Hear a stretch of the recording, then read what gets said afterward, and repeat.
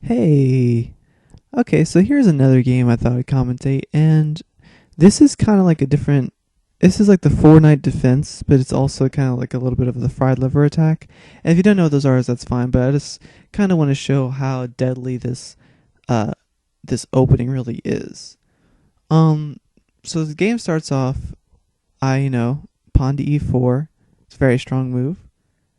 He attacks right away with his knight. Now, there's a few things I could have done from here. I could have kept pushing with my pawn and kind of make his horse, go around the board, but I don't really like doing that.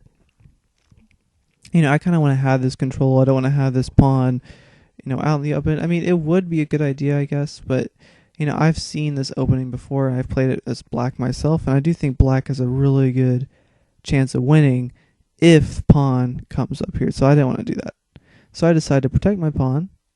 He blocks, and now this kind of just turns into, you know, the four-night defense, and it looks kind of cool actually, all symmetrical. So, and then I respond with this. Now, I don't. This is what I did in my last video. I simply bring my knight up here safely because his knight is kind of being blocked, is blocking his queen, so I can just come up here and move right here. And now, finally, so many times I've seen people just completely not see this. He actually decides to. Oh, well, first he brings his bishop up here. I guess I don't know what. I guess he was just trying to copy me, or I think he was trying to hone in on my weakness as well. But then I just go on with the plan, and then this one time he actually sees this and blocks it with his pawn. But here's the deadly part about this trap. There are so many so many attackers on this pawn right now. He only has two. I have three. And so I decide to take. Now thinking that, oh, well, I can easily take this, pawn, and then I'll take his knight. He takes the pawn. Then, instead of taking this right back, I decide to just take, and this is kind of what the fried liver attack is.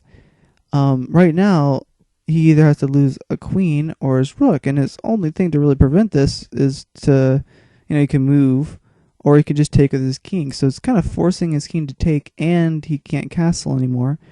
Now, even though he may think that he's completely safe, he's really not, because what happens next, after he takes, now I have a very interesting move. It is to move my queen to f3. Now he's in check, and he has a lot of options actually from here. His best move would have been to move to e6, and if he would have done that, then he would have been able to protect this knight. But I guess he'd never seen this before. He decides to go back, which is a terrible idea, because then I just respond with bishop here, and now he's pretty much in checkmate unless he moves his queen. But once he moves his queen, I get his queen, and now I have excellent position. I'm just going to gobble up these pieces, nom nom nom, and all he can do is just kind of just sit there. So he actually resigned right after this, so I just wanted to show how deadly this setup really is. Okay.